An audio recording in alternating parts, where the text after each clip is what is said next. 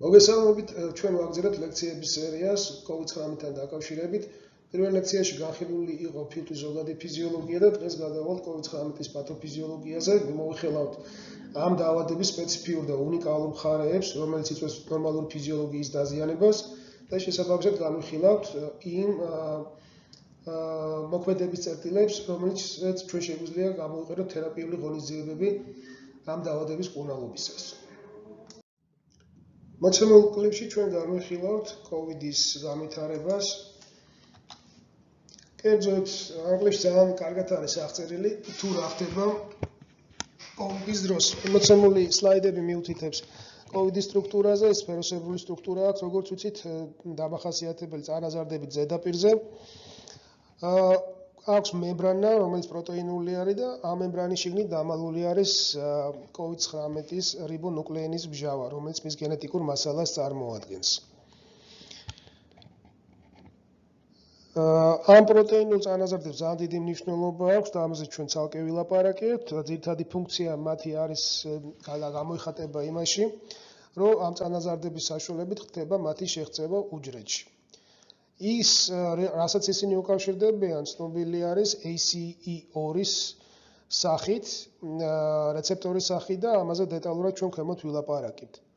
მანამდე რასაც ვხედავთ, არის COVID-ის ვირუსის გავრცელება მიკროწვეთის სახით, მისი შეღწევა ზედა საჰაერო გზებში, აქ ვხედავთ მოცემციმე ეპითელიუმს და აი ქვემოთ ყვითლად ზუსტად ჩანს ის რეცეპტორები, ანუ ის ACE-ის რეცეპტორები, რომელზეც ხდება COVID-ის ვირუსის მიმაგრება, შემდეგ მისი ჩატანა უჯრედის შიგნით და მიტანა უჯრედის მემბრანამდე, უკაცრავად უჯრედის ბირთვის მემბრანამდე. აქ ხდება COVID-ის RNA-ის გამოყოფა, რიბონუკლეინის მჟავას რეპლიკაცია ორგანიზმის მიერ. შემდეგ ამ რიბონუკლეინის მჟავის მიტანა რიბოსომასთან, პროტეინების ჩამოყალიბება, რომლებიც შემდეგ ხდება მათი აწყობა გოლჯის მიკროსკოპულ აპარატში და საბოლოო ჯამში აწყობილი ვირუსი გამოიყოფა დაზიანებული უჯრედიდან. კიდევ ერთხელ ჩანს ის მექანიზმი, რაც ვილაპარაკეთ. ხა რა ემართება ფილტვს ამ დროს? ფილტვის ალვეოლაში დაზიანების შედეგად ვითარდება ანთება, ხდება ექსუდატის ჩამოყალიბება და შესაბამისად ვიღებ ჩაძირულ ალვეოლას, რომელიც უკვე აღარ მონაწილეობს გაზთა ცვლაში. როცა ამ ალვეოლების რაოდენობა საკმაოდ დიდ ზომას აღწევს და ფართობს, ყალიბდება პნევმონია, რასაც ძირითადად საქმე გვაქვს ჩვენ COVID-ის დროს. ახლა ამ კლიპზე ვართ, მაგრამ განვიხილოთ, რას ველოდებით ჩვენ ვაქცინის ჩამოყალიბების შემდეგ. ვაქცინა თუ შეიქმნება, ის იქნება ანტისხეული, რომელსაც როგორც მოგეხსენებათ ესეთი Y-ის ან Y-ის ფორმის სტრუქტურა აქვს. მოხდება ამ ანტისხეულების დაბმა COVID-ის ვირუსის რეცეპტორებზე და შესაბამისად ამ რეცეპტორების განეიტრალების გამო COVID-ის ვირუსი აღარ ექნება უნარი დაუკავშირდეს ACE რეცეპტორს, რომელიც მოთავსებულია უჯრედის ზედაპირზე, ვეღარ შეაღწევს მასში და დარჩება ასე მოცერკულირე სისხლის მიმოქცევაში, სადაც მოხდება მისი მიტაცება მაკროფაგების მიერ და შემდეგ განეიტრალება. თუ ასეთ პაციენტებს ჩაუტარეთ კომპიუტერულ ტომოგრაფიას,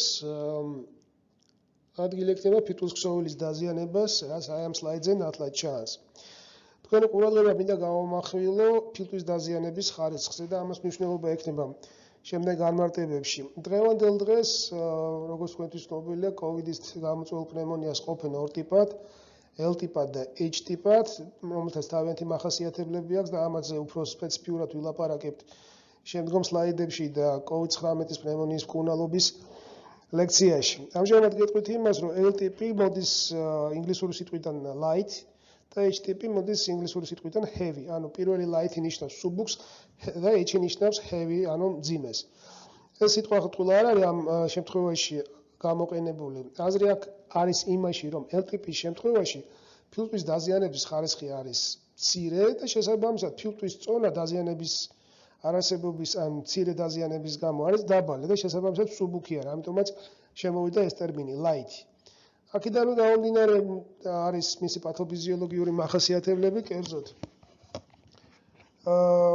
ეს ფილტვი არის სუბუქი, ამ ფილტვს აქვს თავისუფალი და ნორმასთან დაახლოებული გაშლადობა, რომელიც პულმონოლოგიაში კომპლაიენსის სახით არის ცნობილი. ასეთ ფილს არ ჭირდება პიპით კურნალობა, იმიტომ რომ დაზიანება არის დაბალი და მაღალი არ არის. და მოცემული ფილტვის დაზიანების შემთხვევაში არ არის ბევრი ისეთი ქსოვილის მასშტაბი, დიდი ქსოვილის მასშტაბი, რომელიც საჭიროებდეს დამატებით გაშლას, ანუ მაღალი პიპის მიყენებას თერაპიის დროს. ხელმეშდო არის H ტიპის პნევმონია. კიდევ ერთხელ H მოდის ინგლისური სიტყვიდან, რომელიც ნიშნავს მძიმეს.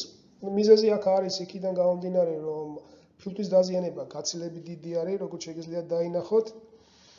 დაზიანების გამო აქვს მნიშვნელოვანი ანთებას ადგილი, ანთების გამო შეშუპების გამო ფილტვი საკმაოდ მძიმდება და ცნობილია, რომ ამ ადამიანების ფილტვის წონა შეიძლება ნორმალური 1 კილოგრამზე ნაკლებიდან ავიდეს კილოგრამ-ნახევრამდე ან მეძე 2-მდეც კი საკმაოდ მძიმე გახდეს.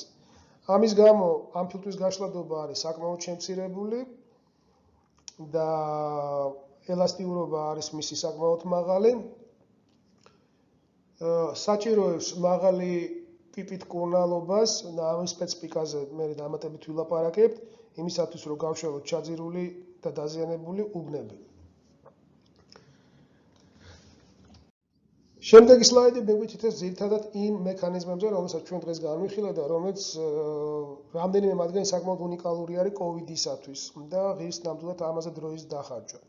ძირითადად 4 პუნქტად გამოყოფილი არის აქ ის წერტილები, რომელიც გადაწყვეტ მნიშვნელობას იღებენ COVID-19-ის პათოფიზიოლოგიაში. კერძოდ, ფილტვების უბნების ვაზოდილატაცია და ეს, როგორც ჩვენ წინა ლექციაში ფილტვის ფიზიოლოგიაში ავწერეთ, არის საკმაოდ უნიკალური მოვლენა. დღევანდელ ფილტვის ფიზიოლოგიაში და პათოფიზიოლოგიაში ეს მოვლენა ანთებითი პათოლოგიის დროს აღწერილი არ ყოფილა აქამდე, სანამ კორონავირუსებით ინფექცია არ ჩამოყალიბდებოდა და არ გაჩნდებოდა, იქნებოდა ეს MERS-ის ინფექცია, SARS-ის ინფექცია და ამჟამად უკვე COVID-19-ით გამოწვეული ინფექცია. შემდეგი მნიშვნელოვანი წერტილი დღევანდელი თეორიით და გატენონის თეორიაა ეს, საკმაოდ ცნობილი იტალიელი რეანიმატოლოგის თეორია, რომ ფილტვის დაზიანებაში მნიშვნელოვან როლს იღებს მაღალი ჩასუნთქვითი ძალისხმევა.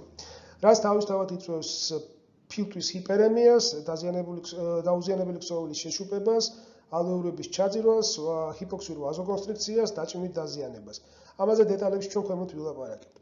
მესამე და ასევე ერთ-ერთი მნიშვნელოვანი ფაქტორი არის ანთებიას ჩამოყალიბება, ცხადია ეს არის პნევმონია და მისთვის დამახასიათებელი იქნება კლასიკური ანთებითი რეაქცია და ბოლოს და საინტერესო არის ასევე თრომბოზი, რომელიც ნელ-ნელა უკვე წარმოვიდა წინ და უკვე საკმაოდ მასალა დაგროვებული იმაზე, რომ COVID-19 იწვევს ჰიპერკოაგულაციურ მდგომარეობას და ნაწილიან პაციენტებს ცვლდება როგორც თრომბოემბოლიით, ასევე მიკროთრომბოზით პულმონარული სიზარღვებისას, რასაც დიდი მნიშვნელობა აქვს ფილტვის სისხლის მიმოქცევის და რეოლოგიის ადგილობრივ მოშლაზე და ეს დამატებითი ფაქტორია, რაც ასევე ვისაუბრებთ ქვემოთ. მოცემული გრაფა მიუთითებს იმ პათოლოგიური მომენტების განვითარების ქრონოლოგიას, რომელსაც ადგილი აქვს L ტიპის, ანუ მსუბუქი ტიპის COVID-ის პნევმონიის დროს. როგორც აღვნიშნეთ, საკვანძო წერტილი აქ არის ვაზოპლეგია, ანუ COVID-19-ის ვირუსის მიერ გამოწვეული სიზარღვების კონსტრიქციული უნარის, შევიწროების უნარის მოშლა და შესაბამისად მათი გაფართოება. ამის გამო ვითარდება შუნტი. ამ კონსტრიქციულ ფუნქციას აქვს გამოხატული აზრი, კერძოდ ხდება რეგულირება სისხლის მიმოქცევის ფილტვში. როგორც წინა ლექციიდან ვილაპარაკეთ, ფილტვის ყველა რეგიონი ერთნაირად არ ვენტილირდება, შესაბამისად სისხლის გაჯერება ჟანგბადით ერთნაირად ყველგან არ ხდება.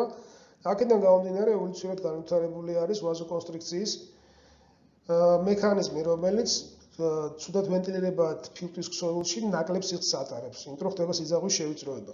როცა ეს მექანიზმი იშლება, უკვე ხდება ფილტვის დაზიანებულ უბანში, მიუხედავად იმისა, როგორ ვენტილირდება ეს კარგად თუ ცუდად, სისხლის ნაკადის თავისუფალი გატარება და შესაბამისად შუნტის ჩამოყალიბება, როდესაც მარჯვენა პარკუჭიდან გადმოწყვეტილი ჟანგბადით ნაკლებად გაჯერებული სისხლი თავისუფლად გავა ამ დაზიანებულ უბანში, ისე რომ არ მოხდება მისი შესაბამისი ჟანგბადით გამდიდრება და ისე გადავა მარცხენა წინა გულში. შედეგად გვაქვს ის, რომ ვითარდება ჰიპოქსემია, ანუ ჟანგბადის შემცველობა ქვეითდება სისხლში. ეს აღიქმება ტვინის მიერ და ტვინი იწყებს გაძლიერებულ სტიმულაციას სასუთხი კუნთების, რაც გამოიხატება ჩასუთხის ძალისხმევის დაში. პაციენტს სუნთქავს ხშირად ღრმად. რადგანაც პაციენტი იყენებს დამატებით სასუნთქ კუნთებს, შესაბამისად ის ანვითარებს საკმაოდ გამოხატულ ნეგატიურ წნევას პლევრაში, ანუ პლევრის ღრუში. დაახლოებით იგივე პრინციპით, რაც გუშის ძლიერი გამოწვევისას მოხდება, მაგალითად შპრიცის შემთხვევაში, რაც უფრო ძლიერად გამოვწევთ და გუშის პირს მივიტანთ დახურულ სივრცეზე, ის რომ ჰერმეტული სივრცე შევქმნათ, მით უფრო მეტი ნეგატიური წნევა შეიქმნება მასში გუშის ამოწევისას და ხელითაც ვზნობთ ხოლმე ამას, თუ ამ ექსპერიმენტს ჩავატარებთ. ამ წნევის განვითარების გამო ხდება ორი რაღაცა. ერთი, რომ ხდება დიდი რაოდენობით ჰაერის შემოტანა ფილტვში, მაგრამ ამავე დროს ხდება ფილტვის დაზიანებულ უბანში სისხლის ასევე დიდი რაოდენობით შემოდინება. ორი მიზეზის გამო, ერთი იმით, რომ აქ არის კოვიდით გამოწვეული სიზაღების დილატაცია, გაფართოება და მეორე იმით, რომ ღრმა ჩასუნთქვისას და საკმაოდ გამოხატული უარყოფითი წნევის შექმნისას, ქვედა და ზედა ღრუვენიდან სისხლის მიმოქცევა გაცილებით ძლიერდება, მეტი სისხლი მიდის მარჯვენა პარკუთში, შესაბამისად მეტი გადმოიტყოსნება, მეტი მივა ფილტვის კაპილარებამდე და ალვეოლებამდე და შესაბამისად გააფართოვებს მათ წუთმოცულობის გაძლიერების გამო. ამის გამო ხდება ფილტვის დაზიანებული უბნის შეშუპება და ამის მერე, როდესაც შეშუპება წარმოიქმნება დაზიანებულ უბნებში, რომელიც ვნახეთ ჩვენ ზემოთ L ტიპში, ხდება ის, რომ ეს გაძლიერებული ჩასუნთქვის ძალისხმევა გადაეცემა უკვე ფილტვის დაუზიანებელ უბნებს. მარტივად რომ თქვათ, აქ ადგილი გვაქვს ერთ ისეთ მოვლენასთან, როგორც არის დაზიანებული ფილტვის უბნის განკურვებასთან და შესაბამისად ამ განკურვებულ უბანში მიედინება სისხლი, ის არის ანთებული, ის არის განკურვებული და მისი გაშლა გაცილებით ძნელი არის, ვიდრე დაუზიანებელი ნაწილის. ამიტომ, როდესაც ჩასუნთქვის ძალისხმევა მომატებულია, მთელი ეს ნეგატიური წნევა და მთელი ეს ენერგია გადაეცემა ფილტვის გაშლად, ანუ ჯამთელ ნაწილს. ის, რაც უნდა გაფართული იყო მთელ ფილტვზე, ეხლა უკვე მის ნაწილზე არის კონცენტრირებული. შესაბამისად, მეტი ენერგია მეტ დაზიანებას იწვევს. მარტივად ეს გადაითარგმნება დაუზიანებელი ფილტვის ჰიპერემიაში, ისევე მექანიზმით, რომელიც წეღან ავწერეთ, ანუ საკმაოდ გაძლიერებული ინტრაპლევრალური ნეგატიური წნევით, რომელიც ვითარდება ჩასუნთქვა ამოსუნთქვის დროს, სისხლის ნაკადი გადაეცემა უკვე დაუზიანებელი ფილტვის ნაწილს და ხდება ამ შემთხვევაში უკვე მისი შეშუპება. შეშუპების შემდეგ უკვე ვითარდება ვაზოკონსტრიქცია, იმიტომ რომ ფილტვის დაუზიანებელ ნაწილში ვაზოკონსტრიქციის მექანიზმი მოშლილი არ არის, ის მხოლოდ მოშლილი არის ფილტვის დაზიანებულ ნაწილში, სადაც კოვიდის ვირუსი იმყოფება და შუნტის იმ მექანიზმს, რომელიც თავიდან აღწერეთ და რომელიც გამოწვეული იყო COVID-19 ვირუსის მიერ სიზაღების დილატაციას, დაემატება უკვე ფილტვის ჯამთელ უბნებში ვაზოკონსტრიქცია და აქ განვითარებული ბლოკის გამო სისხლი გადმოიტყორცნება უკვე დაზიანებული უბნებისაკენ და შესაბამისად ვითარდება შუნტის გაძლიერება და ჰიპოქსემიის გაღრმავება. ეს როგორც ხედავთ, მანკიერი არის და საკმაოდ სწრაფად შეიძლება გამართდეს პაციენტში. რამდენიმე საათში თავისუფლად სუნთქავი პაციენტი შეიძლება უკვე აღმოჩნდეს ვენტილატორზე გამოხატული ჰიპოქსემიის გამო. თავად ინტუბაციას და ხელოვნური ფილტვის ვენტილაციას ამ პაციენტების კონტინგენტში აქვს ძალიან სპეციფიური დინამიკა და ამაზე განსაკუთრებული დეტალებით ვილაპარაკებთ ქვემოთ. იმიტომ რომ აღწერილი შემთხვევებით ხშირად ხდებოდა ისე, რომ პაციენტების ინტუბაციის შემდეგ ისინი სწრაფად უარესდებოდნენ და აუცილებელი ხდებოდა მათი გადაყვანა რეანიმაციულ განყოფილებაში და გაცილებით უფრო ინტენსიური ღონისძიებების ჩატარება. კითხვა ესმის, რა იწვევს ვაზოდილატაციას COVID-19 შემთხვევაში?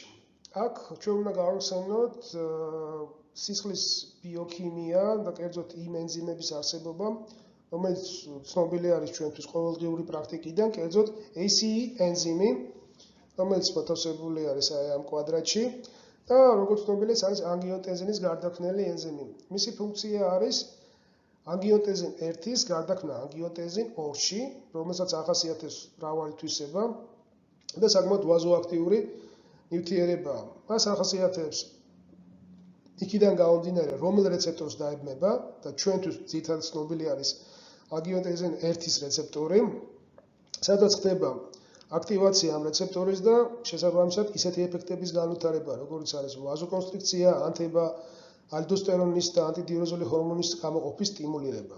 ცნობილია, რომ არსებობს angiotensin 2-ის რეცეპტორიც, რომელსაც ჩვენ თერაპიის შემთხვევაში ამჟამად არ ვიყენებთ და ამ რეცეპტორისთვის დამახასიათებელია პირიქით ვაზოდილატაცია, ანთების საწინააღმდეგო მოქმედება და ენოს გამოყოფა.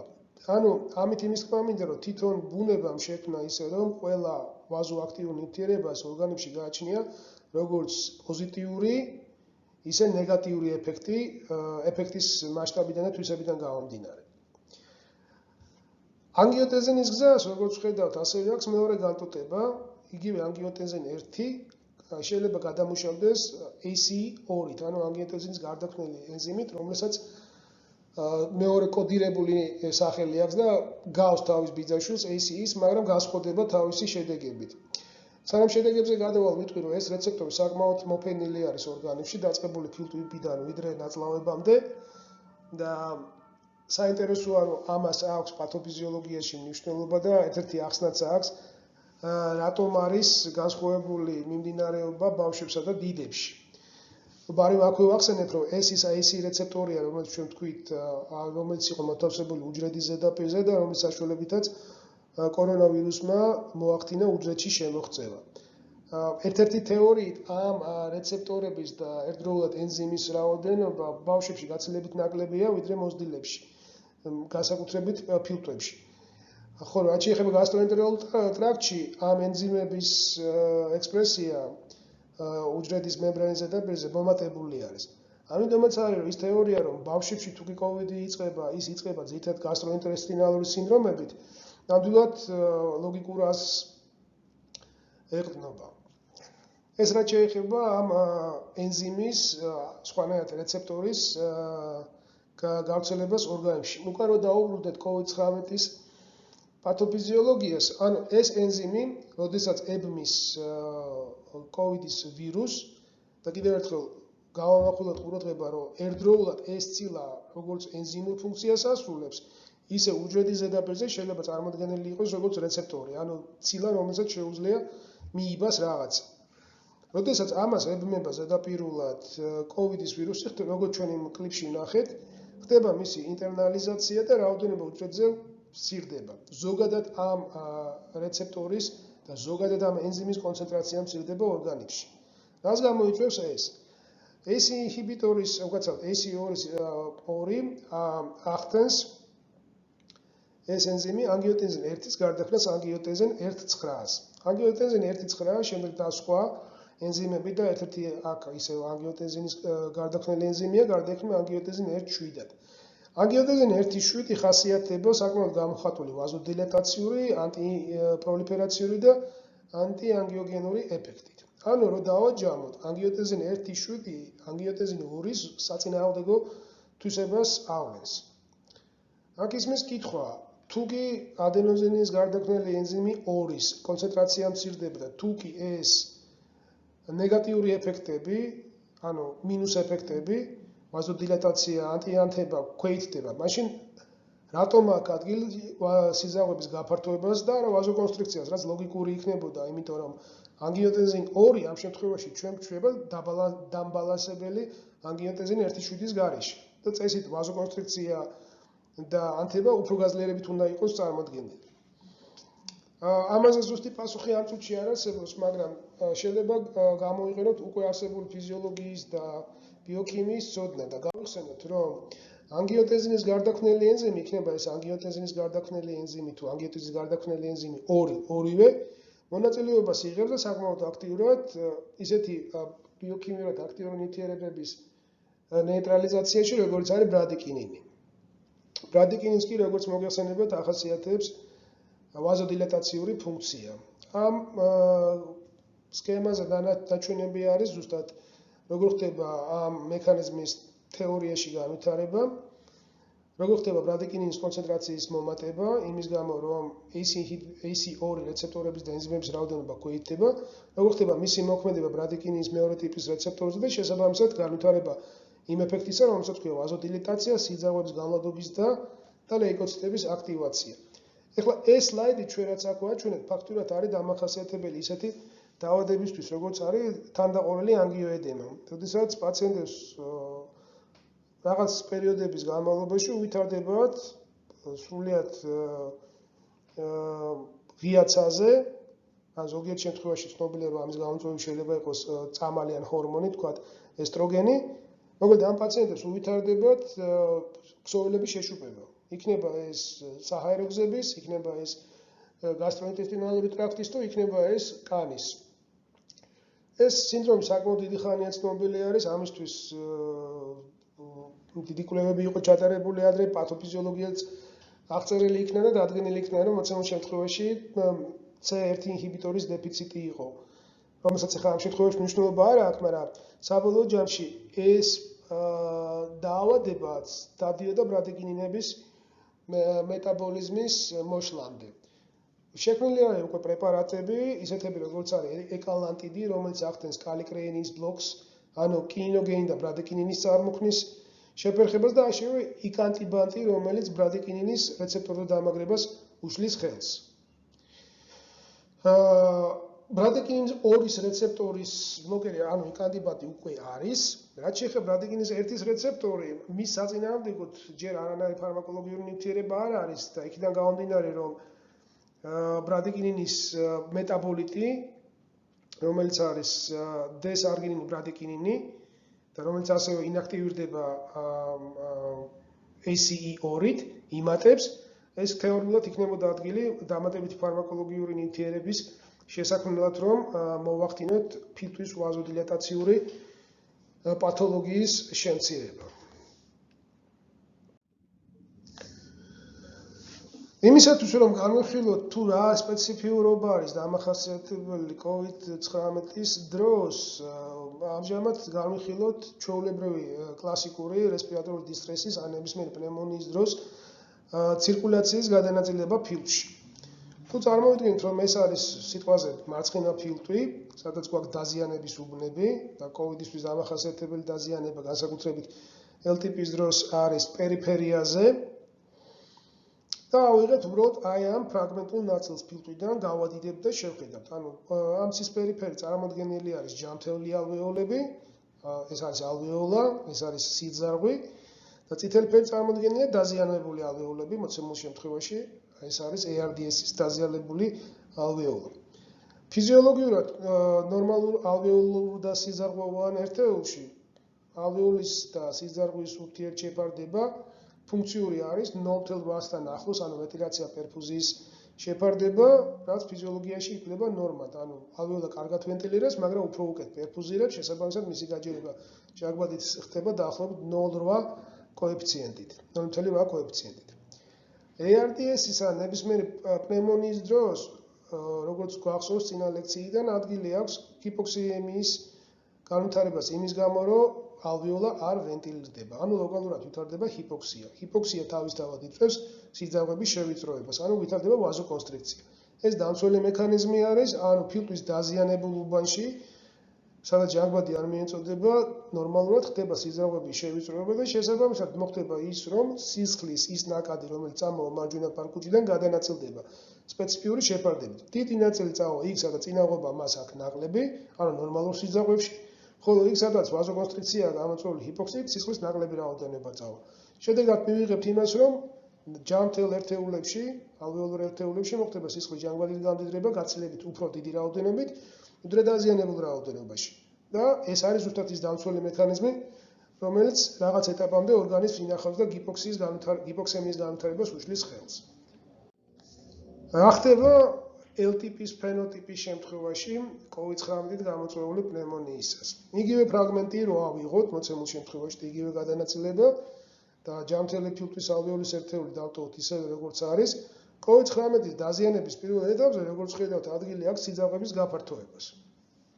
ანუ ცირკულაცია იშლება, კერძოდ ცირკულაციას ის, რაც ჩვენ წინა შემთხვევაში ხედავდით, იმის მაგივრად სისხლის საკმაოდ დიდი ნაწილი წავიდეს ჯანმრთელი ფილტვისგან, დაზიანებული ფილტვის ნაწილი იწყებს ასე ვთქვათ მოპარვას სისხლისას და საკმაოდ დიდ ნაწილს სისხლის გადმოწყორცნილი ნაკადისას გაეხსნება ამ დაზიანებული უბნებისაკენ. შესაბამისად ხდება აქ შუნტის ფრაქციის ჩამოყალიბება, ანუ გაუჯერებელი სისხლის, ჟანგბადი გაუჯერებელი სისხლის გადაწყვეტნა მარცხნიდან მარჯვნივ და ჰიპოქსემიის განვითარება.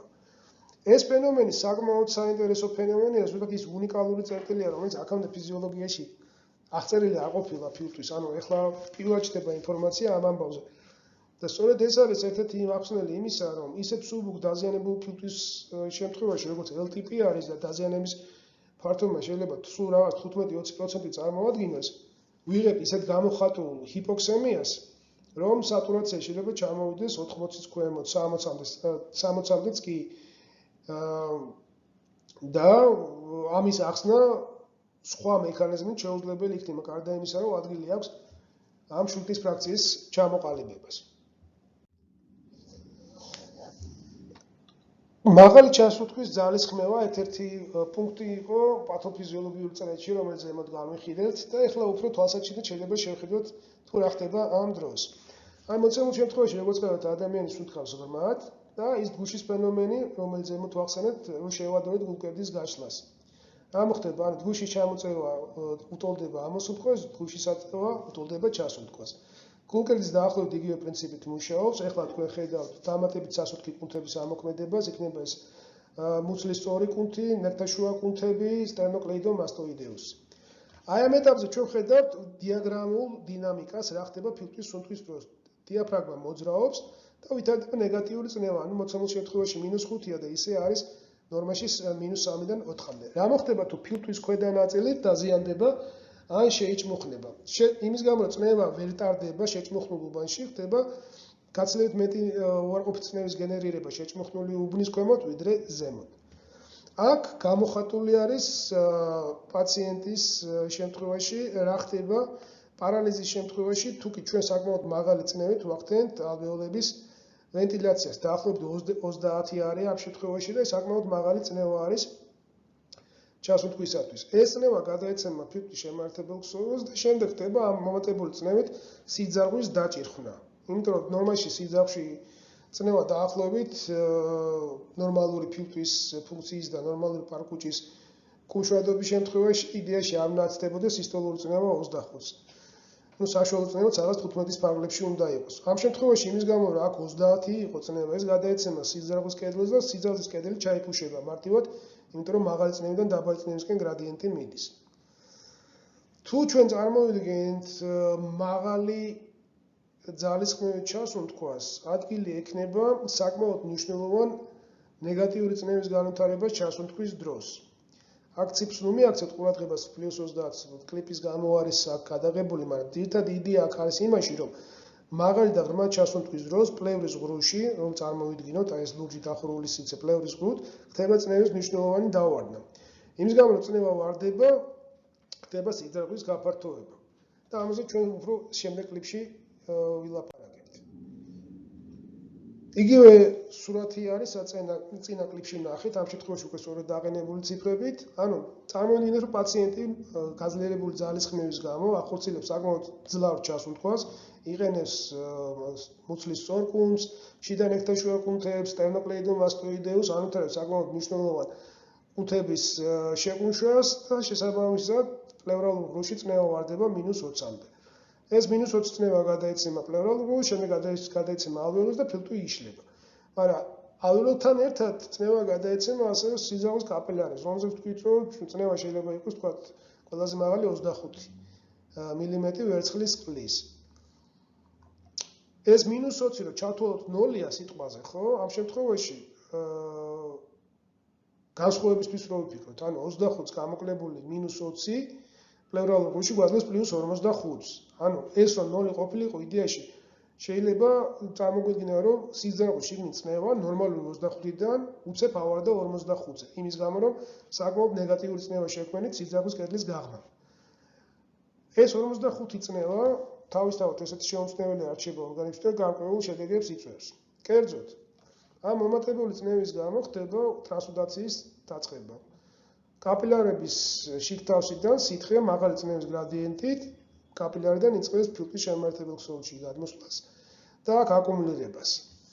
ეხლა თუ წარმოვიდგინოთ, ეს არის ამოს ჩასუნთქვის ფაზა, როცა გუშივით გაიწელა გლუკერდი, შემოიტანა ის სისხლის შემაერთებელ ქსოვილში. რა მოხდება ამოსუნთქვისას? ამოსუნთქვისას პირიქით წნევა პლევრალურ გულში ხდება დადებითი, დიაფრაგმა ამოდის ზემოთ, ნეკნები იშვება ქვემოთ და ელასტიური ძალით, რომელსაც გლუკერდს გააჩნია, ის უბრუნდება თავის საწყის მოცულობას, ანუ მცირდება ზომაში. ეს წნევა უკვე შეიძლება -20, როდესაც განავითარეთ ღრმა ჩასუნთქვის დროს, კოვიდიან პაციენტში, რომელიც ძალიან ძლიერად სუნთქავს, ასევე ძლიერად დაიწყოს ამოსუნთქვა და იგივე განავითაროს უკვე დადებითი +20 წნევა სიტყვაზე. ამ შემთხვევაში ეს დაგროვებული სითხე იწყებს მოძრაობას უკვე დაბალი წნევის მიმართულებით. ერთადერთი აქ რაც არის, ეს არის ალვეოლა, რომელიც აერთთან არის დაკავშირებული.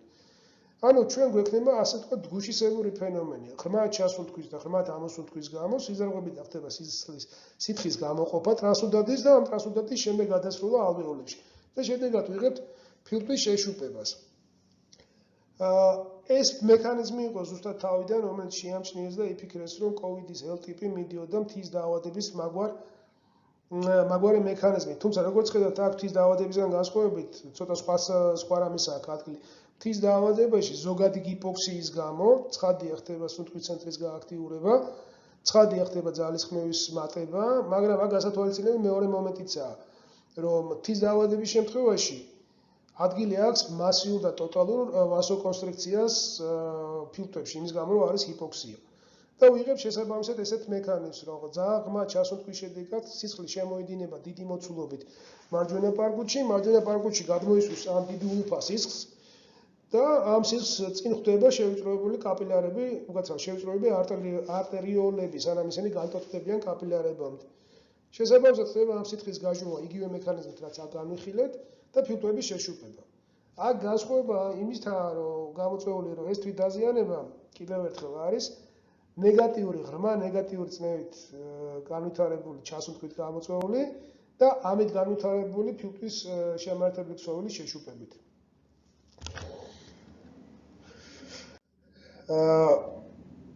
აი ამ შემთხვევაში უკვე სიტუაცია კიდევ უფრო ღრმავდება, ანუ ვირუსი არა მარტო იწვევს დილატაციას, ჰიპოქსემიას, სასუნთქვის ცენტრის გაღიზიანებას და სუნთქვის ძალისხმევის მომატებას, ამ შემთხვევაში აკეთებს კლასიკურ საქმეს, ანუ იწვევს მარტივად ანთებას, რაც ამ ყვითელი ფერით არის გამოხატული. ანუ ფილტვი უკვე იწყებს შეშუპებას ანთებითი სითხით და ანთებითი უჯრედებით. და აქ უკვე საქმე გვაქვს H ფენოტიპთან, ანუ ანთებით ტიპ, ანთებით ფორმით წასულ კოვიდის ფილტვის დაზიანებასთან. იგივე პათოფიზიოლოგიური წრეა მოცემულ შემთხვევაში, ანუ ისე კოვიდის ტიპზე ვლაპარაკობთ, როგორც მოცემულ შემთხვევაში გვაქვს H ტიპი და რა ხდება ანუ მძიმე H ტიპის შემთხვევაში. დაწყება იგივე არის, იგივე მანკიერი წრის, მაგრამ აქ ვითარდება განტოტება. კერძოდ დაუზიანებელი ფილტვის ჰიპერემია და დაუზიანებელი ფილტვის გადაწელვა იწვევს ორ რაღაცას, რაც ცნობილი არის ისედაც პულმონოლოგიაში და ცნობილი არის ARDS-იანი პაციენტების მაღალი წნევებით მკურნალობისას, ეს არის ცნობილი როგორც ვოლიუმოტრაუმა და ამ შემთხვევაში ემატება კიდე ფლოუ ტრავმა. ანუ ფილტვის გადაწელვის გამო ვითარდება ფილტვის ალვეოლების კედლების დაზიანება და ამ დაზიანების შედეგად ანთების ჩამოყალიბება. რაც ARDS-ის ერთ-ერთი შემადგენელი ნაწილია, ანუ მოზილთა რესპირაციული დისტრესის სინდრომის. რაც შეეხება ფლოუ ტრავმას, ესეც უნიკალურია კოვიდისათვის, ანუ ფილტვის დაზიანებულ უბნებში წესით რომ უნდა ყოფილიყო შევიწროებული სიზარები და ახლა გაფართოებულია და ამის დამატებით რომ პაციენტი ჩასუნთქვით ძალისხმევის გაძლიერებას ახორციელებს და თვით დაზიანებას იწვევს, ფილტვის დაზიანებულ უბანში და ანთებულ არტერიოლებში და კაპილარებში სისხლი მოძრაობს საკმაოდ გადიდებული ნაკადით. ზუსტად ზემოთ აღწერილი მექანიზმის გამო, რაც თავისთავად იწვევს დამატებითი დაზიანების მექანიზმს და ფლოუ ტრავმის ჩამოყალიბებას კაპილარებში. არსებული კვლევებიდან უკვე ჩანს, რომ საკმაოდ ბევრი ენდოთელიარული უჯრედი ცირკულირებს მოცემული H ტიპის პაციენტების ორგანიზმში, როდესაც ისინი გადადიან მწვავე ფაზაში. შემდეგი ეტაპი H ტიპის განვითარებაში იმის გამო ვითარდება ფლოუ ტრავმა ლოკალურად ალვეოლური არტერიოლების და კაპილარების დაზიანებით და ახლა უკვე მოდის ინფორმაცია, რომ კოვიდმა თვითონ შეიძლება გამოიწვიოს ჰიპერკოაგულაციური მდგომარეობა ვითარდება თრომბოზი. ანუ თრომბოზი შეიძლება ორი საფუძველი ქონდეს აქ, ფლოუ ტრავმა და თავად ვირუსით გამოწვეული ჰიპერკოაგულაცია. შემდეგ ხდება ანთების გაღრმავება და ეს მანკიერი წრე უკვე მთავრდება ციტოკინური შტორმის ჩამოყალიბებით. ანუ ეს წრე ტრიალებს სპირალურად ვითარდება და საბოლოო ჯამში ვიღებთ ციტოკინურ შტორმს, რომელიც გამოწვეული შეიძლება იყოს ბევრი მექანიზმით, მოცემულ შემთხვევაში ჩვენ შეგვიძლია განვიხილოთ ის, რაც კლასიკური ARDS-დან არის ცნობილი, როდესაც ხდება ვოლიუმოტრაუმით და ბიოტრაუმით, გამოწვეული აქტივაცია იმუნური უჯრედების და ციტოკინების გამოყოფის, პლუს ამის თავზე ემატება თავად ვირუსით გამოწვეული იმუნური სისტემის აქტივაცია და შესაბამისად ამ იმუნური უჯრედების მიერ ბიოქიმიურად და ბიოლოგიურად აქტიური ნივთიერებების გადმოთხოვნა, რომელიც საბოლოო ჯამში მივყევართ ციტოკინურ შტორმამდე, ფილტვების შეშუპებამდე და ამ მანკიერი წრის განვითარებამდე. რაც შეეხება ციტოკინურ შტორმს, ამაზე ძალიან კარგი ლექცია აქვს გაკეთებული მამუკა მაჩაიძეს და ეს ლექცია მოცემული ლექციების კრებულში არის. ის რომ გადაგამისამართებთ ამ ლექციაზე, სადაც შეგიძლიათ დეტალურად იხილოთ მოცემული სინდრომის მიმდინარეობა და მკურნალობის ტაქტიკები. ჩვენ გავაგზავნოთ პათოფიზიოლოგია პულმონალური კუთხიდან და შევხედოთ რა ხდება ფილტვის ქსოვილში თუ გავყვებით ქრონოლოგიურად დაზიანების შემდეგ. ანუ ჩვენ უკვე ვილაპარაკეთ მომატებული პერფუზიის განვითარებაზე L-ტიპში, მომატებული პერფუზიის განვითარებაზე, შუნტის ჩამოყალიბებაზე, ჰიპოქსიაზე, თვითდაზიანებაზე და ჩასტვრის ძალისხმევის გაძლიერებაზე და საბოლოო ჯამში ფილტვის შეშუპებაზე. რომელსაც მივყევართ უკვე გიპოქსიის კიდევ უფრო გაღრმავებაზე. აქ დავამატებდი ერთ მომენტს, რომ გიპოქსიას მოცემულ შემთხვევაში, L-ტიპის შემთხვევაში რამდენიმე მექანიზმი ექნება. გარდა იმისა, რომ აქ უკვე ჩვენ შედეგს ვხედავთ იმისა, რომ ალვეოლა ჩაძირული არის, გასათვალისწინებელია ისიც, რომ თავად კაპილარული ქსელის და არტერიოლების ქსელი აქ დილატირებული და სისხლი მათში არის აჩქარებული. დილატაცია გამოწვეულია, როგორც ვთქვით, ზემოთ ვირუსით თავად და სისხლი აჩქარებული არის ორი მიზეზით.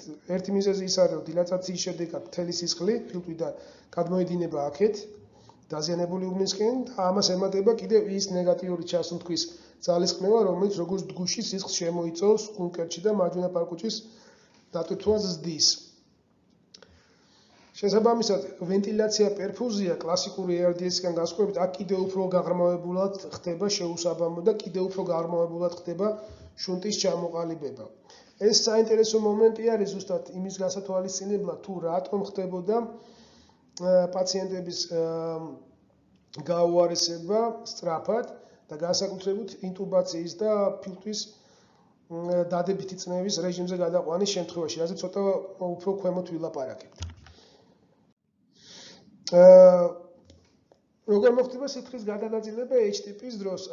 იდეაში აქაც იგივე ხდება, ანუ სიძრავე გაფართოებული რჩება. განსხვავებით L-ტიპისგან, აქ უკვე დაზიანებული არის ალვეოლა, აქ უკვე ექსუდატიერი, აქ უკვე ანთებითი უჯრედები არის და თუ დარჩა ვაზოდილატაცია, მაშინ მივიღებთ H-ტიპის ვაზოდილატაციურ ვარიანტს, როდესაც სისხლის შუნტირება ხდება დაზიანებულ უბნებში. აქ საყურადღებო ისაა, რომ H-ტიპის მკურნალობა ცოტა გაუსწრებს წინ მოვლენებს. ეხლა ამ ეტაპზე კლასიკურად ითვლება, რომ შეიძლება იყოს როგორც კლასიკური ARDS-ის მკურნალობა, იმიტომ თვლიან, რომ ფილტვის დაზიანება და ანთებითი მოვლენა იმდენად განვითარებული არის, რომ არქიტექტონიკულად და ფიზიოლოგიურად ფილტვის ეს ქსოვილი ემსგავსება ტიპიური ARDS-ის დაზიანებული ფილტვის ქსოვილს. თუმცა აქ აღსანიშნავია აი ეს ძირითადი მომენტი, რომ სიზავე H-ტიპში შეიძლება დარჩეს დილატირებული. განსხვავებით კლასიკური ARDS-ისგან, როდესაც სიზავე პირიქით ვაზოკონსტრიქციას განიცდის. ანუ COVID-ის ვაზოდილატაციური H-ტიპი თავის ფიზიოლოგიით და მკურნალობის ტაქტიკით საკმაოდ განსხვავებული აღმოჩნდება კლასიკური ARDS-ისგან და ამაზე უფრო ქვემოთ ვილაპარაკეთ. ამ ეტაპზე უბრალოდ ამაზე მინდოდა თქვენი ყურადღების გამახვილება, რომ H-ტიპი შეიძლება იყოს როგორც ვაზოდილატაციური, ისე ვაზოკონსტრიქციული. იქიდან გამომდინარე დაავადება როგორ გადაწყვეტავს განვითარებას.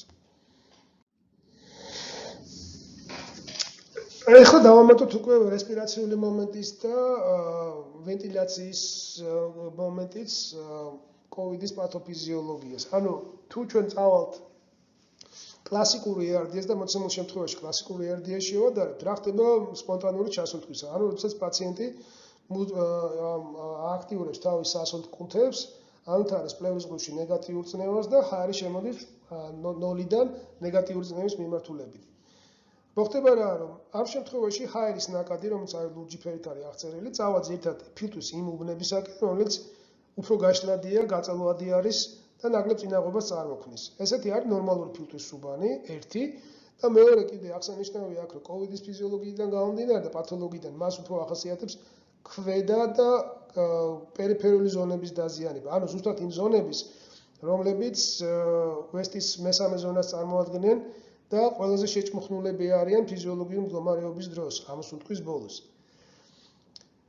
ანუ კლასიკური ERD-ს რო დაუბრუნეთ ისევ აქ ჩასუნთქვის დროს, იმის გამო რომ ფილტვის ნაწილი არის განკრუებული და სადაც განვითარებული არის ასევე ვაზოკონსტრიქცია, ჰაერის ნაკადი მიდის უფრო გაშლად ფილტვის ნაწილში, ანუ ჯამთელ ნაწილში, ხოლო განკრუებულ ნაწილში არ მიდის, იმიტომ რომ ორი მიზეზი აქვს აქ, ერთი რომ ფილტვია განკრუებულია და ჩაძირული არის და მეორეც ჩასუნთქვის დროს განვითარებული ნეგატიური წნევა გაცილებით ნაკლებად გადაეცემა ალვეოლების შიგთავს, ვიდრე ნორმალური ალვეოლების შიგთავს და აქედან გამომდინარე წნევის ხვევებაც კი განსხვავებულია დაზიანებულ ფილტვში ვიდრე ნორმალურ ფილტვში. მოკლედ, ჰაერის დიდი ნაკადი მიდის ჯამთელი ფილტვისკენ და ნაკლები მოდის დაზიანებული ფილტვისკენ.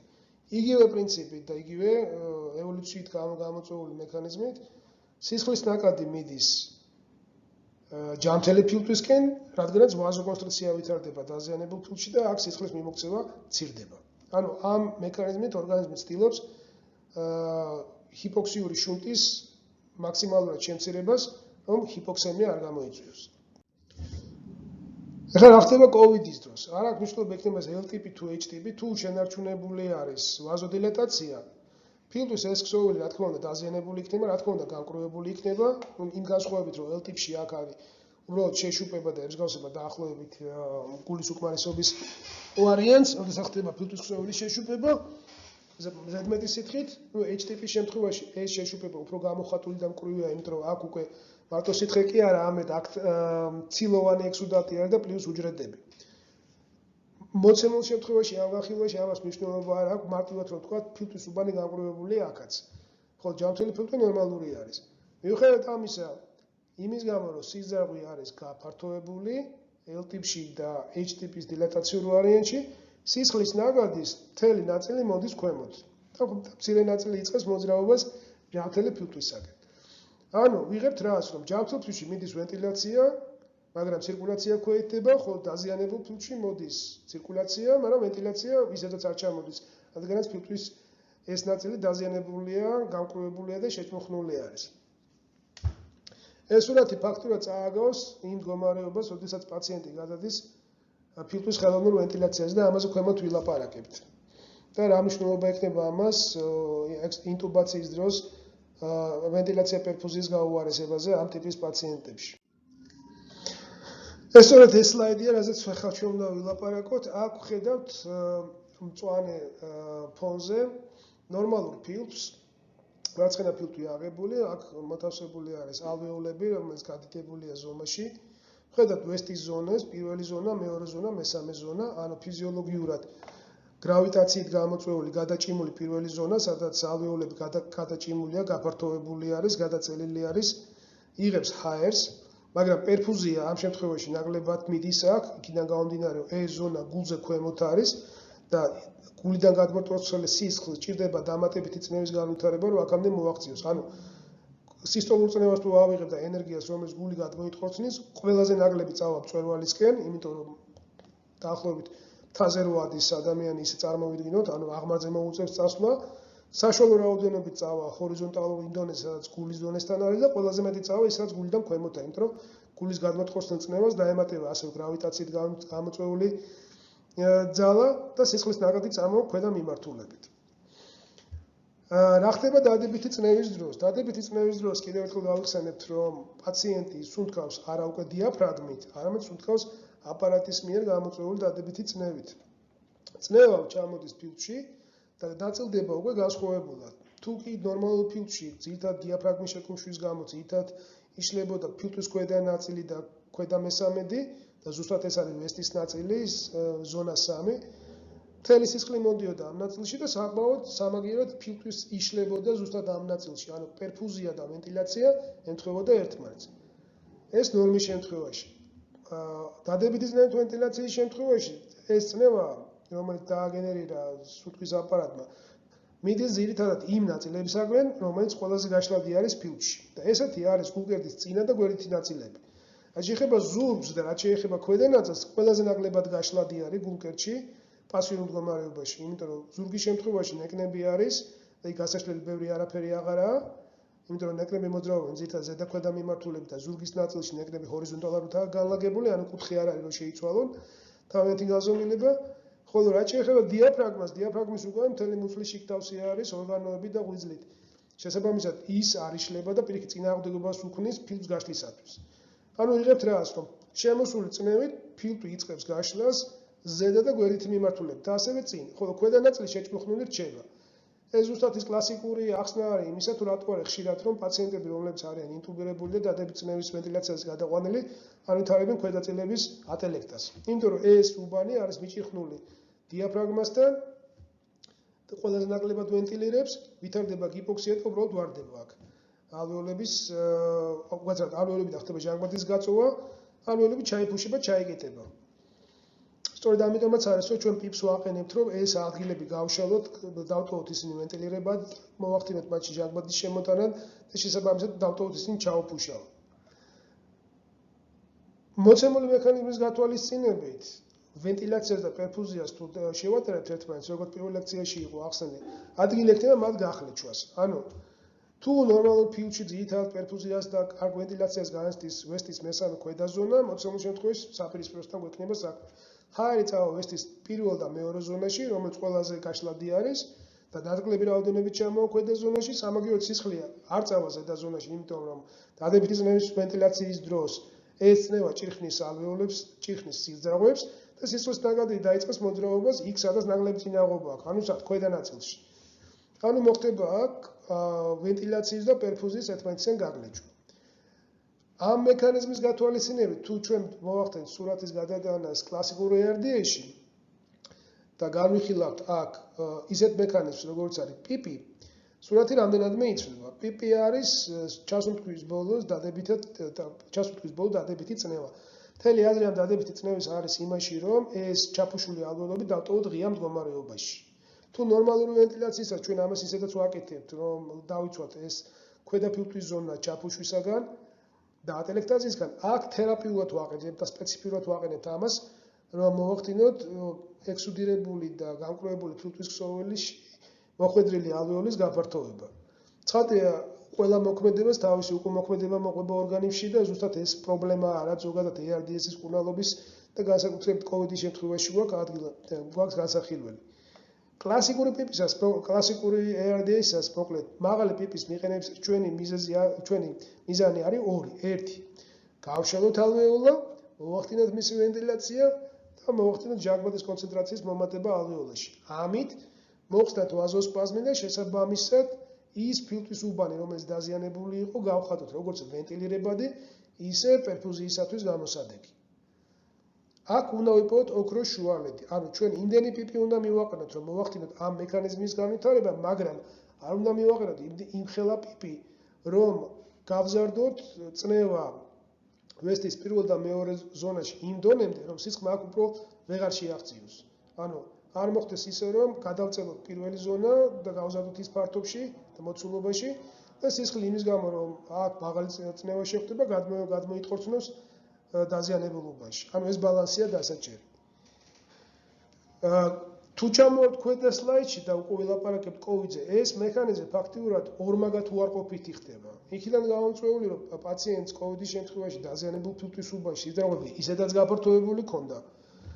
და ისედაც მთელი სისხლის ნაკადის საკმაოდ დიდი ნაწილი მოდიოდა აქეთ. ეხლა პიპის მიყენების დროს და დადების წნევაზე გადაწევის დროს ეს მექანიზმი ფაქტობრივად სინერგიას უკეთებს COVID-ის მექანიზმს. ანუ ვენტილაცია კი წავა ჯანმრთელი ფილტვისკენ, მაგრამ პერფუზია იმის გამო წნევა დადებითია და იმის გამო რომ პიპსაც მივაყენებთ, გაზლიერებულად წაიწყეს მოძრაობას დაზიანებული უბნისაკენ. ანუ მივიღებთ რას, რომ ჩვენ ვითომ კი გვინდა პიპის მიყენებით გავაუმჯობესოთ ვენტილაცია კლასიკური ARDS-ის მექანიზმით, მაგრამ სანამ ალვეოლას გავხსნით და გავწელავთ და გასათვალისწინებელია რომ აქ საკმაოდ დიდ დაზიანებასთან გვაქვს საქმე და ფილტვი საკმაოდ ყრივი არის და მაღალი პიპის მიყენება გვჭირდება, ვახდენთ იმას, რომ ამ მაღალი პიპის გამო ვახდენთ კომპრომიტირებას სისხლის მიმოქცევისას ფილტვის ზედა ნაწილებში და მთელი ეს სისხლი მოდის ქვემოთ. ანუ პიპის მიყენებით ფაქტობრივად ამ პაციენტებს ჩვენ ჰიპოქსიას კი არ ვკუნალოთ, ფაქტობრივად ვაუარესებთ. ეხლა ეს რომ მარტო ლიტონის სიტყვა არ არის და ჩემი მოგონილი არ არის, მეტყველებს ის ხშირი მაგალითები და ის ხშირი აღწერილობა, რაც ვითარდებოდა ინტუბაციის დროს COVID-იან პაციენტებში და ფართოდ იყო აღწერილი როგორც იტალიურ, ისე ამერიკულ წყაროებში და დღემდე ხდება მისი აღწერა. ამიტომ ეს ძალიან გასათვალისწინებელი მომენტია და ამაზე ჩვენ კიდევ ბევრს ვილაპარაკებთ უკვე ფილტვის უაცად COVID-ის პნევმონიის კუნალობის დროს. თრომბოზე ჩვენ ზემოთ თქვით და აქ განვიხილავთ მიზეზს, თუ რატო შეიძლება ვითარდებოდეს თრომბოზი COVID-ის დროს.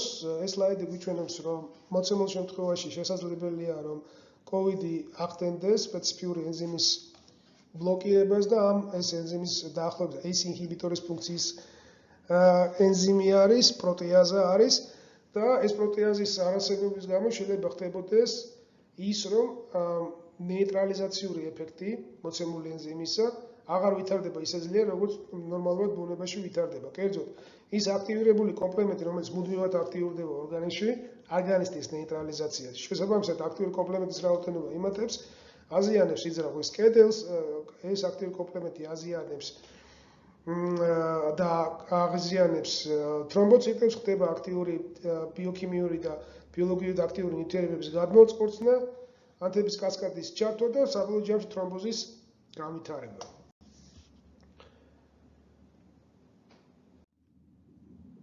რა მნიშვნელობა ექნება თრომბოზს და მიკროთრომბოზს? ანუ ჩვენ ეს შემთხვევა ზუსტად წინათ განვიხილეთ წინა სლაიდში, ანუ როცა ვთქვით, რომ COVID-ის ვაზოდილატაციის გამო ხდება სისხლის ნაკადის მიმოქცევის გადმოწყორცნა დაზიანებული უბნისაკენ.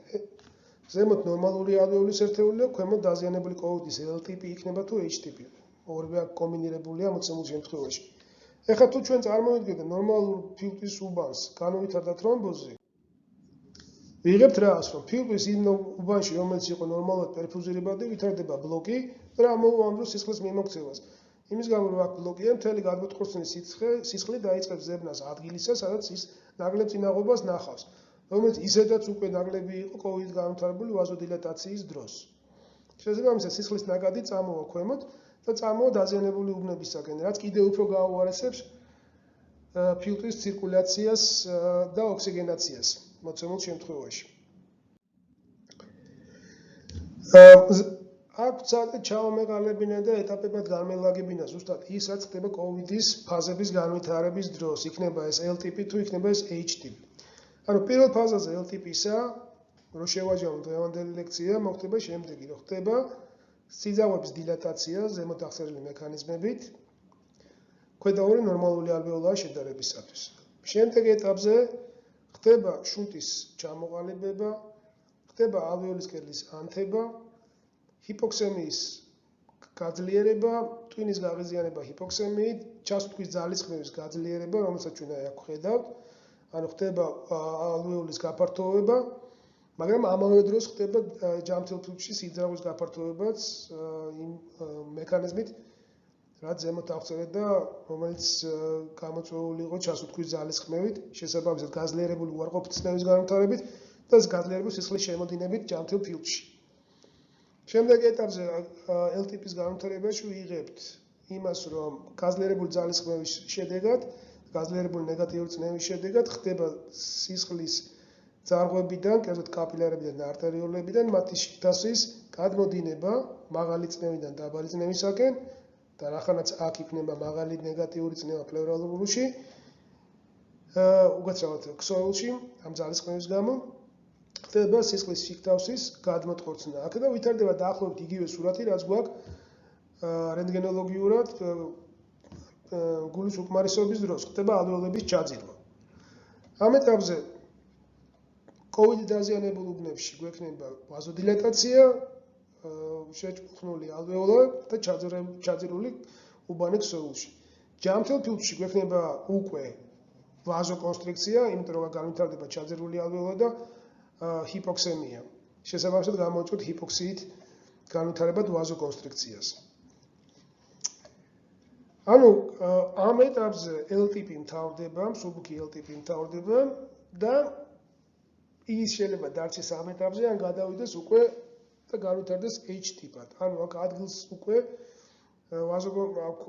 უკვე ვაზოდილატაციასთან ერთად იკავებს მნიშვნელოვანი ანთების ჩამოყალიბება ექსუდატის და უჯრედების გადმოწყორცნა შემაერთებელ ქსოვილში და ალვეოლაში. რომელი ტიპის H-ტიპი იქნება ეს ვაზოდილატაციური თუ ვაზოკონსტრიქციული, ახლა ეს უკვე დაავადების განვითარების მექანიზმი არის დამოკიდებული და ამის წინასწარმეტყველება ძნელი არის. მაგრამ უკვე დაგროვებული ინფორმაციით უკვე აღწერენ შემთხვევებს, როდესაც პაციენტის ფილტვი გამოიყურება რენტგენოლოგიურად და კომპიუტერული ტომოგრაფიით, როგორც კლასიკური ARDS-ი, მაგრამ შეიძლება იქცეულდეს როგორც L-ტიპი და ვაზოდილატაცია კიდევ რჩებოდეს გამოხატულად და საკმაოდ მნიშვნელოვნად. ანუ ესეც გასათვალისწინებელი მომენტია მკურნალობის სპეციფიკაში, რომელზეც ქვემოთ ვილაპარაკეთ, რადგან პიპის რეგულაციას ეს საკმაოდ დიდი მნიშვნელობა ექნება. ამ ორს ქვედა დონეზე კიდე დაემატება თრომბოზის არსებობა და საკმაოდ გაგვირთულებს ფაქტიურად ფილტვში რეოლოგიის სურათს. რო ავიღოთ ანუ ჩვენ COVID-ის პათოფიზიოლოგიის სურათი და შევადაროთ იმ ვასკულარული და ალვეოლური ერთეულების ურთიერთქმედების სურათს. მივიღებთ თამაში დაახლოებით 5-6 მონაწილეს. ანუ მივიღებთ ვაზოდილატაციურ უბანს, რომელთანაც შუნტი დაიწყო და განავითარა ჰიპოქსემია, ჩასოთქვის ძალისხმევის განვითარებას, რომელმაც გამოიწვია ჯამთელი ფილტვის ზონის გაფართოება და სიძაღვების ჰიპერემია, მაგრამ უკვე არსებული და დაზიანებული ზონებში ტრანსუდაციის გაზრდა და ჩაძირვა და შეშუპების მომატება. შემდეგ ვითარდება ჩასოთქვის ძალისხმევის მიმართვა ფილტვის დაუზიანებელ უბნებზე, რომელიც აქ იყო, გადაჭიმულზე, რომელიც მნიშვნელოვნად ფართოვდება ჩასოთქვის გამო და რომლის ჰიპერემიაც ხდება გაძლიერებული ჩასოთქვის ძალისხმევის განვითარების გამო. შემდეგ დაუზიანებელი ფილტვის შეშუპება ჩასოთქვის ძალისხმევით. აქ უკვე ვაზოკონსტრიქციის განვითარება, ვაზოკონსტრიქციის გამო უკვე დაუზიანებელი ფილტვიდან სისხლის ნაკადის გაძლიერებული გადატყორცნა დაზიანებულ უბანში, აი მან კი ეწრის შეკვრა. თუ აქ უკვე დაემატა ვოლიუმოტრამა და ფლოუდრამა, უკვე ჩაერთვება H-ტიპის მექანიზმი და წავთ უკვე ანთებით. იქიდან გამომდინარე, რომელი ტიპი დაგვრჩება ჩვენ სიძაღვის შევიწროება თუ დაგვრჩება დილატაცია, იქნება ეს ვაზოდილატაციური H-ტიპი ან ვაზოკონსტრიქციული ან მიქსია ორივე ნარევი. ყველაფერ ამას სამწუხაროდ თუ დაემატა ასევე თრომბოზი და ხშირი მომენტი არის, როგორც ჩვენ ვიცით, უკვე არსებული ლიტერატურიდან სურათი კიდევ უფრო დამძიმდება და ვენტილაცია პერფუზიის რეგულირებაში ჩვენ უკვე რამდენიმე სამოქმედო წერტილი გაგვიჩნდება. ანუ დილატაციური, ვაზოკონსტრიქციული და თრომბირებული. აი იმედი არ გადაგტვირთეთ ამ ინფორმაციით, მაგრამ კიდევ ერთხელ საკმაოდ საინტერესო პათოფიზიოლოგიური სურათი აქვს მოცემულ დაავადებას და ამ მიმოხილვის გარეშე გაგვიჭირდებოდა შემდეგი ლექციის განხილვა, რომელიც ეხება COVID-ით გამოწვეული პნევმონიის მკურნალობას. ამაზე დაგემშვიდობებით, დიდი მადლობა ყურადღებისათვის.